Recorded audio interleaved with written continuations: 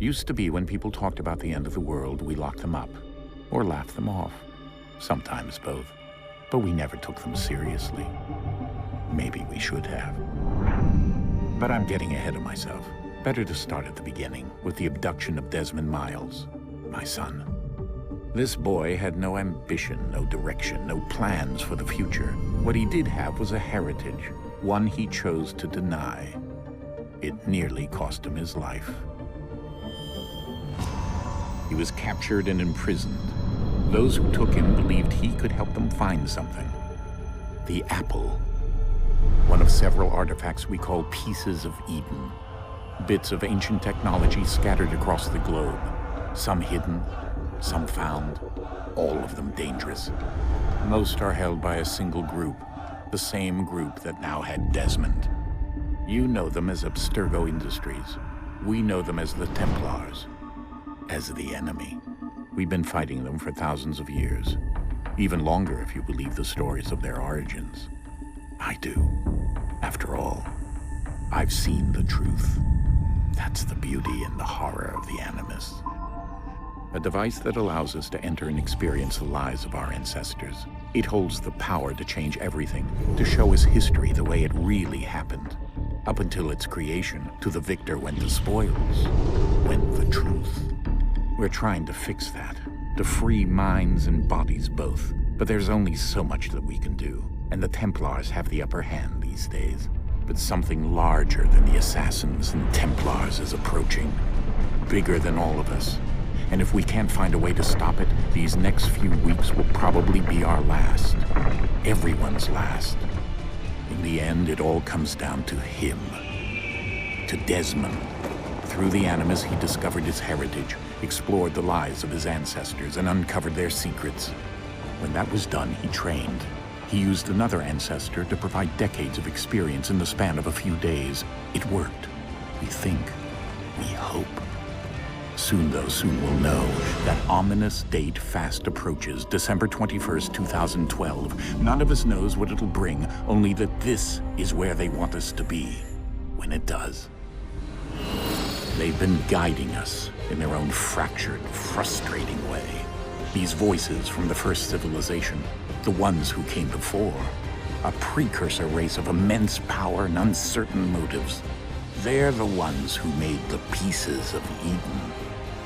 This is where they've led him, and through him, us. He stands at the entrance to this long-lost place, armed with the knowledge of Altair and the abilities of Ezio. He holds in his hands the apple of Eden, and we stand at his side, ready to support him however we can. His name is Desmond Miles, and he has brought us to the end.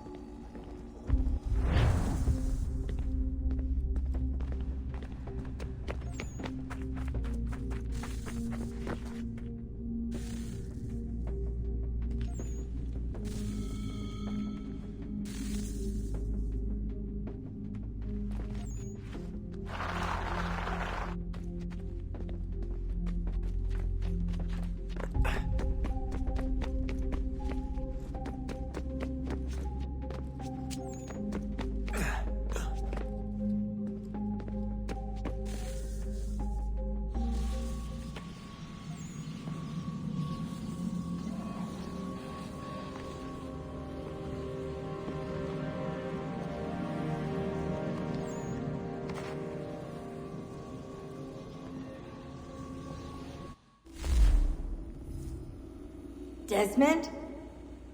Do you hear us? Yeah. What happened? The temple triggered a bleeding effect. You collapsed and entered into a fugue state.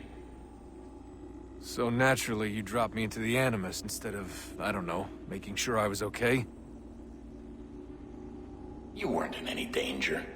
Besides, the temple appeared to be communicating with you, and I didn't want to risk severing the connection. At least not until we knew what it wanted. Right. Of course. Son, No, it's fine. I get it. And I know what I'm looking for, by the way. It's a key. Just no idea where it is, though. I guess that's why she triggered the bleeding effect. She? Juno, Dad. She's talking to me.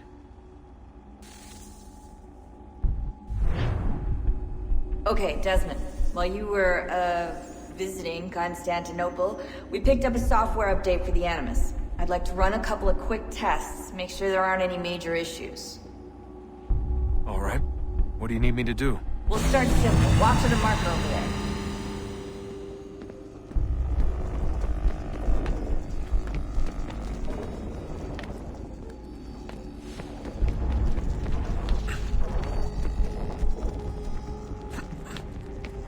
Okay, Desmond. Let's practice climbing on these objects.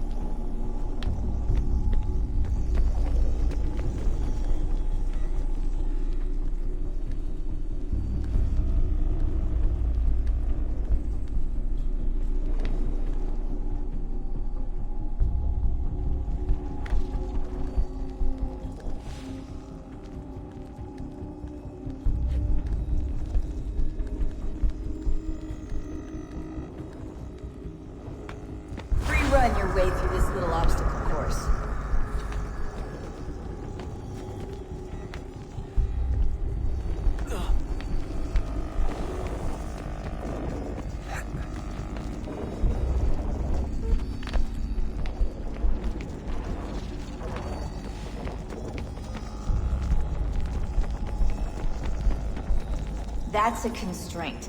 These are optional objectives that raise your synchronization rate. Alright, Desmond. Follow the on-screen instructions and kill the 2 Templars.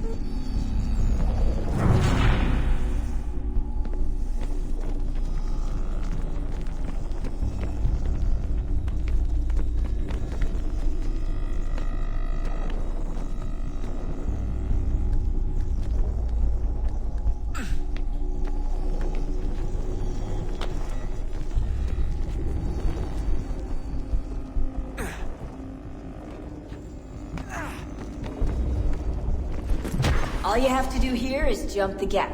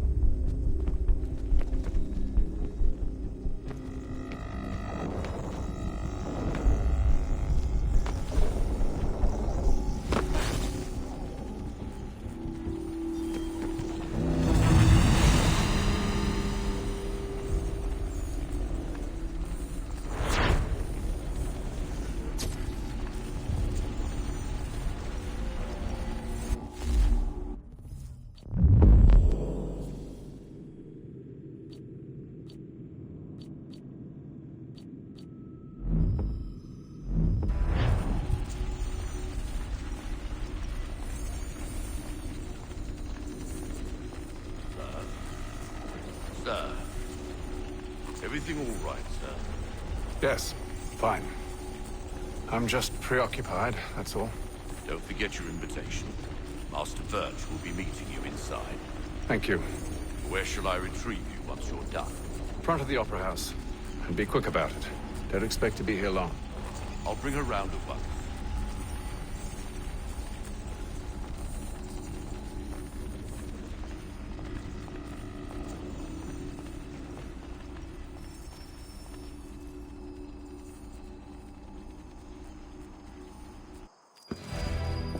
Invitation, please. Shall I take your coat, sir?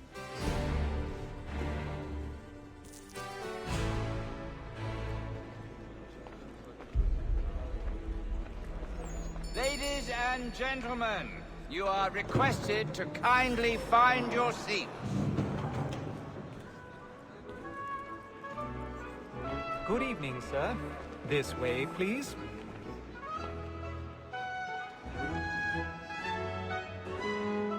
My apologies.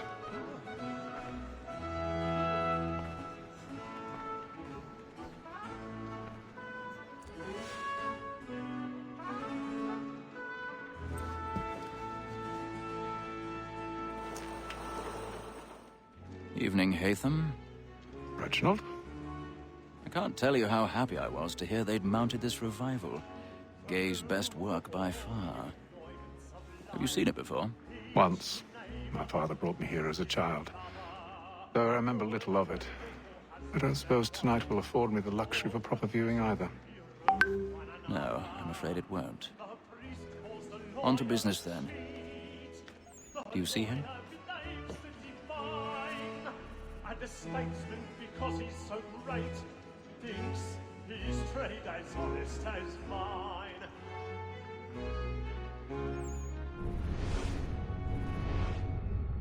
A lawyer is an honest employment, so is mine.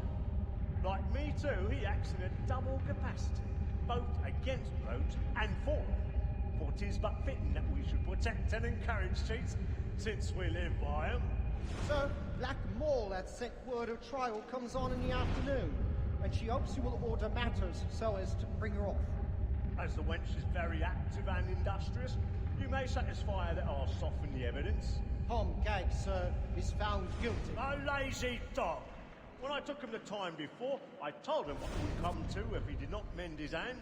He's seated in one of the boxes above. The stairs are watched. We'll need to find another way up. For Tom Gag, £40. I already have. Let Betty Sly know I'll save her from the transportation, or I can get more by her staying in. Betty hath brought more goods into our lock to year than any five of the gang. And in truth, 'tis a pity to lose so good 1,000 customer. pardons. My apologies. She may, in the common course of business, live at 12 months longer. I love to let women escape. A good sportsman always thinks the end partridge's life was the breed the game depends on. Besides, here the law allows us no reward. There's nothing to be got by the death of women, except our wives. Without dispute, she is a fine woman. It was to her I was obliged for my education. And to say a bold word, she hath trained up more young fellows to the business than the gaming table. Truly, Filch, thine observation is right. We in the surgeons are more beholden to women than all the profession. Sir, that wall that sent word of trial comes on in the afternoon. She hopes you will order matters so as to bring her off. As the wench is very active and industrious, you may satisfy her that I'll soften the evidence. Tom Gag, sir, is found guilty. A lazy dog! When I took him the time before, I told him he would come to if he did not mend his hand. This is death without reprieve. I make this the point. For Tom Gag, £40. Let Betty Sly know I'll save her from the transportation, or I can get more by her staying in. Betty hath brought more goods into our lock to year than any five of the gang.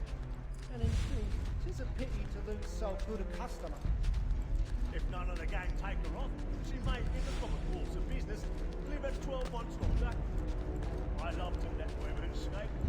A good sportsman always thinks the end partridge's life was the breed the game depends on.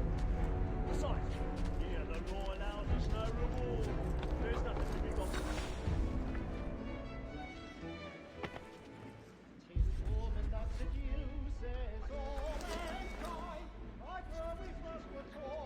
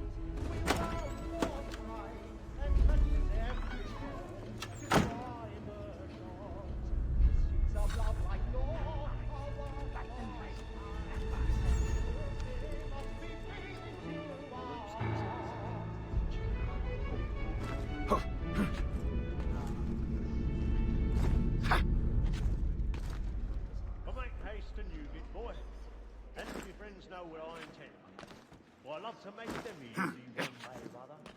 When a gentleman is long suspense, penitence may break his spirit ever after. Besides, certainty gives a man a good air upon his trial, and makes him risk another.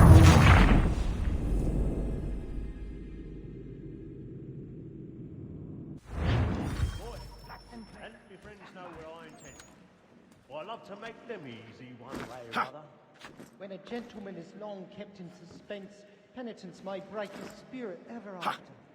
Besides, certainty gives a man a good air upon his trial, and makes him risk another without fear or scruple. But I'll away, for 'tis a pleasure to be the messenger of comfort to friends in affliction. But 'tis now high time to look about me for a decent exercise against next session. I hate a lazy road.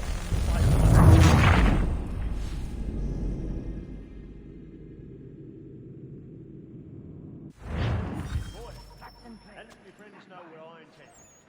I love to make them easy one way or other.